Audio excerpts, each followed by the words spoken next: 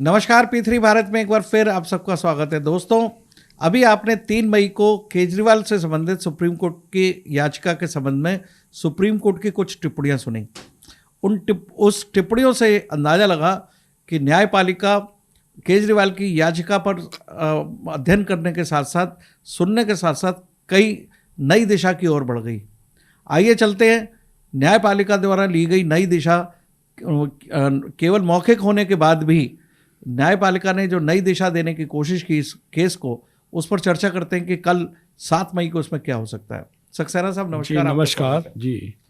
आपने देखा कि 3 मई को जब न्यायपालिका में केजरीवाल की जो याचिका थी कि अपनी गिरफ्तारी के विरुद्ध, उन्होंने ईडी की गिरफ्तारी के विरुद्ध याचिका फाइल कर रखी है कि उनकी गिरफ्तारी वैध नहीं है। जी हाँ, उस पर काफ़ी गर्मा गर्म बहस हो रही है दोनों पक्ष की ओर।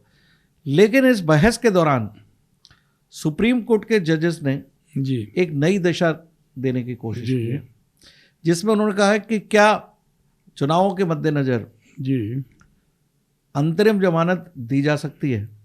मुझे सुप्रीम कोर्ट की टिप्पणी बहुत ही अचंभित करती है।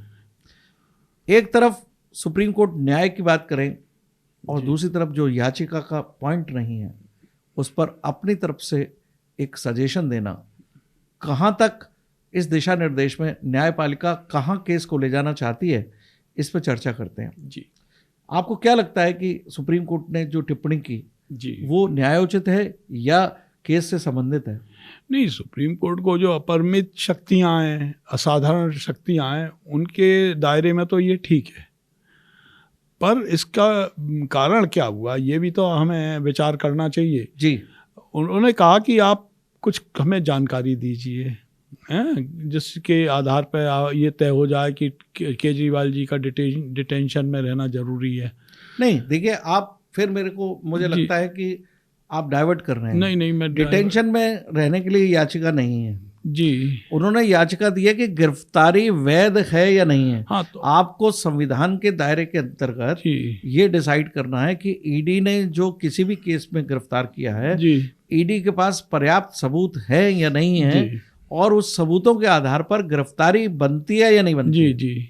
अब आप कह रहे हैं कि गिरफ्तारी में डिटेंशन जरूरी है। डिटेंशन, यहाँ पर बात डिटेंशन की नहीं आ रही है, यहाँ पर बात आ रही है कि इनिशियली गिरफ्तारी गलत हुई है। जी, तो उस पर चर्चा करें। हाँ, नहीं, मैं वही विषय पे मैं आ रहा था जी कि ये गिरफ्तारी अगर हुई है तो उसके पीछे कुछ ना कुछ तो कारण होंगे। कोर्ट की दिलचस्पी थी जानने में। अब उन्होंने कह दिया है कि हम आपको नहीं बता सकते, हम ट्रायल कोर्ट में जब इशू आएगा तब हम बताएंगे। अब इसके बावजूद कोर्ट से उन्होंने ईडी से मांगा है कि भाई आप हमें थोड़ा डिटेल दीजिए, क्योंकि हम चुनाव की व्यवस्था भी सुप्रीम कोर्ट के अधीन आती है, ऑब्जर्वेशन। क्या आपको लगता है सक्सेना साहब जी, किसी आपराधिक मुकदमे में जी हाँ चुनाव बाधा बन सकते हैं कि आप चुनाव की व्यवस्था देखने पर उसकी आपराधिक पृष्ठभूमि पर ऑब्जर्वेशन करेंगे? नहीं, इस देश में क्या ये एक व्यक्ति के ऊपर लागू होगा या आम जनता के लिए भी लागू होगा? बिल्कुल। जो भी सुप्रीम कोर्ट का फैसला, मान लीजिए कोई एक निर्दलीय प्रत्याशी है और वो जेल में है जी, तो आप उसकी याचिका सुनेंगे कि इलेक्शन चल रहे हैं और उसको, क्योंकि यहाँ तो केजरीवाल प्रत्याशी भी नहीं है। नहीं, वो आपकी बात सही है। अब सुने ना सुने, माने ना माने, बात अलग है। अपना हक तो है ही कहने का, वही बस वहीं तक मैं सहमत हूं। मुझे ये लगता है जी कि अब क्योंकि खुली अदालत में जितनी भी कार्रवाई होती है उसको जनता सुनती है। जी हाँ, तो अक्सर जो सुप्रीम कोर्ट या अन्य कोर्ट अपनी सुनवाई के दौरान टिप्पणियां करते थे और टिप्पणी करते करते, लेकिन वो अपनी राइटिंग में नहीं आता था, जजमेंट में उनका पार्ट नहीं बनता था, लेकिन सुर्खियां नहीं बन पाती थी जी। अब क्योंकि खुली अदालत है और हर चीज ऑनलाइन है, तो मुझे लगता है कि न्यायपालिका को भी टिप्पणी करते समय ये संवैधानिक व्यवस्था में देखना चाहिए कि इसका आम जनता पर क्या असर पड़ेगा। नहीं, बात मुझे लगता है कि क्या ये अगर किसी की गिरफ्तारी वैध और अवैध को डिसाइड करते करते हम लोग इंटरिम बेल की तरफ चले जाएं, खुद ही न्यायाधीश, जी जी जी, तो बहुत आश्चर्यजनक बात है। तो फिर तो व्यक्ति अपराध करने के बाद ये सोचेगा कि एक चुनाव के दौरान अपराध किया जाए जी और उसके बाद चुनाव का प्ली लेके मैं उस पर जमानत पे रह सकता हूँ। जी नहीं, बात आपकी अपनी जगह महत्वपूर्ण है, पर हमें ये बात भी आपकी आपने जो ध्यान में लाई है वो और ज़्यादा इम्पोर्टेंट है कि ये स्पीकिंग ऑर्डर का कंटेंट जरूर होना चाहिए जी। सटायर जो लैंग्वेज इस्तेमाल कोर्ट में हो रही हैं आजकल, पूरे ऊपर से नीचे तक हो रही हैं, ये सुप्रीम कोर्ट में अभी आपने रिसेंटली केस देखा बाबा रामदेव का। जी। न्यायिक व्यवस्था में कोई भी अपराधी है, चाहे वो आर्थिक अपराधी है, चाहे वो आपराधिक केस में अपराधी है, लेकिन न्यायाधीश का काम उसमें न्याय करना है, ना कि टिप्पणी करना। हाँ, क्या रामदेव के बारे में जो टिप्पणी की गई न्यायाधीश के द्वारा, क्या वो अपने ऑर्डर में ये लिख सकते हैं क्या? मुझे लगता है कि जनता को भी इस पर समझना पड़ेगा। लेकिन दोस्तों, न्यायपालिका ने चाहे अतिशोक्ति के तहत या अति उत्साह के अंतर्गत कोई भी टिप्पणी की हो, क्योंकि वो मीलॉर्ड हैं, लेकिन यदि ये टिप्पणी की गई है तो यदि टिप्पणी का अर्थ निकाला जाए तो ये लगता है कि न्यायपालिका भी ये मान गई है कि सुप्रीम कोर्ट में ये न्यायपालिका में जो याचिका है, सुप्रीम कोर्ट भी इनडायरेक्टली मान रही है कि उनकी गिरफ्तारी वैध है, लेकिन चुनाव के मद्देनज़र इंटरिम बेल दी जा सकती है। ऐसी स्थिति में मैं समझता हूं कि सुप्रीम कोर्ट ने उनकी याचिका निस्तारित कर दी है ये टिप्पणी करने के बाद। यदि कानूनी एंगल, हाँ, कानूनी एंगल तो यही है कि ये टिप्पणी करते हैं, हाँ, ये एग्जिस्टेंस जो ईडी का पक्ष है वो है, उन्होंने स्वीकारा है और कहा कि भाई आप इंटरिम बेल ले लीजिए। ऐसी स्थिति में मुझे लगता है कि केजरीवाल फंस गए हैं और न्यायपालिका का नई दिशा में जाना, मुझे लगता है कि यदि टिप्पणी की गई है तो यदि अगर उसको गहराई से देखा जाए, जी, राजनीति के चश्मे से देखा जाए, तो न्यायपालिका की ये टिप्पणी जी बहुत कारगर साबित होगी जी, और उसमें ये कानूनी दावपेच फंसेगा कि एक तरफ न्यायपालिका अग्रिम जमानत के लिए कंसीडर करने को सुओ मोटो तैयार हो रही है, तो इसका मतलब न्यायपालिका के पास ये जो तथ्य रखे गए हैं वो साबित करते हैं कि वो उसकी गिरफ्तारी वैध है। ऐसी स्थिति में अब केजरीवाल दोनों तरफ से फंस गए हैं।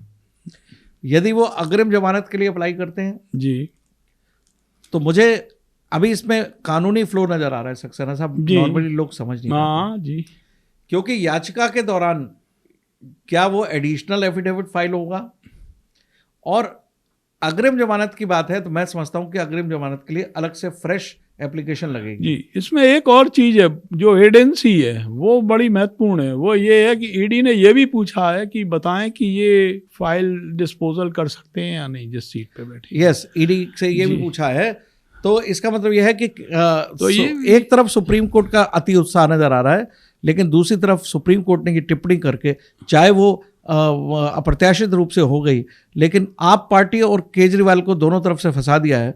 यदि केजरीवाल अग्रिम जमानत के लिए अप्लाई करते हैं तो इसका मतलब यह है कि उन्होंने इम्प्लाइडली ये मान लिया है कि उनकी गिरफ्तारी जो हुई है अब वो गिरफ्तारी से नहीं बच सकते, वो केवल जमानत के लिए अप्लाई कर सकते हैं।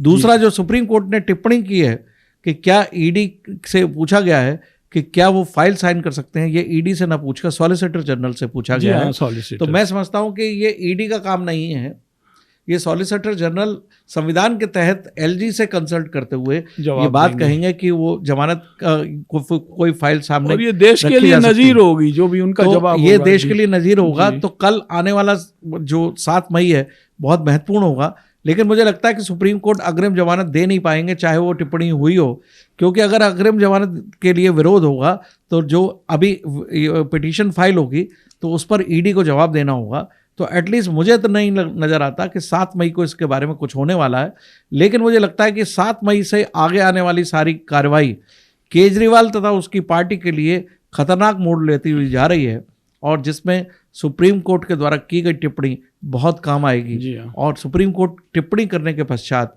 विड्रॉ भी करने की स्थिति में था, जब सुप्रीम कोर्ट ने कहा कि ये हम केवल संभावनाओं की बात कर रहे हैं, ना कि हम अग्रिम जमानत के लिए बात करते हैं।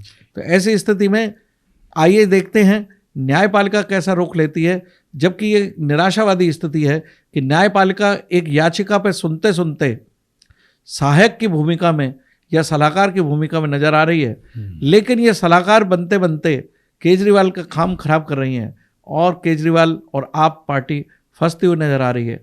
क्योंकि अगर वो अग्रिम जमानत के लिए अप्लाई करते हैं तो इसका मतलब कि और उसमें ईडी को बल मिलेगा इन सारी बातों का, और उनको जब केस चार्जशीट फाइल करनी होगी तो वो और भी मजबूती से करेंगे। इसके साथ साथ मुझे लगता है कि 7 मई को ईडी पुरजोर तरीके से इस बात का विरोध करेगी कि उनकी वो जो ओरिजिनल याचिका है कि गिरफ्तारी वैध है या नहीं है, उसका डिस्पोजल किया जाए 7 मई को। जी मुझे लगता है ईडी का जोर उस पिटीशन को डिस्पोजल करने के लिए होगा, ना कि अग्रिम जमानत के लिए। वो तो नेक्स्ट फेज पे जा सकता है। जी हाँ। और साथ में केजरीवाल की मुश्किलें और बढ़ती नजर आ रही हैं। तो दोस्तों 7 मई की तारीख केजरीवाल की पार्टी न्यायपालिका के लिए भी बहुत महत्वपूर्ण है, क्योंकि पूरा देश देख रहा है कि न्यायपालिका किस तरह का रुख अपनाती है। क्योंकि न केवल देश बल्कि अंतर्राष्ट्रीय स्तर पर आई थिंक कि आपका जुडिशियल सिस्टम स्कैनिंग पर है, अंतर्राष्ट्रीय स्कैनर पर है। ये भी देखना है कि न्यायपालिका अपने विवेक का किस तरह से इस्तेमाल करती है, और क्योंकि उनका रुख पॉलिटिशियन के लिए अलग और जनता के लिए अलग नहीं होना चाहिए, ऐसा मुझे पूरी उम्मीद है। न्यायपालिका इस बात का ध्यान रखेगी और अपना निर्णय लेते समय काफ़ी कानूनी पहलुओं पर ध्यान देगी। धन्यवाद।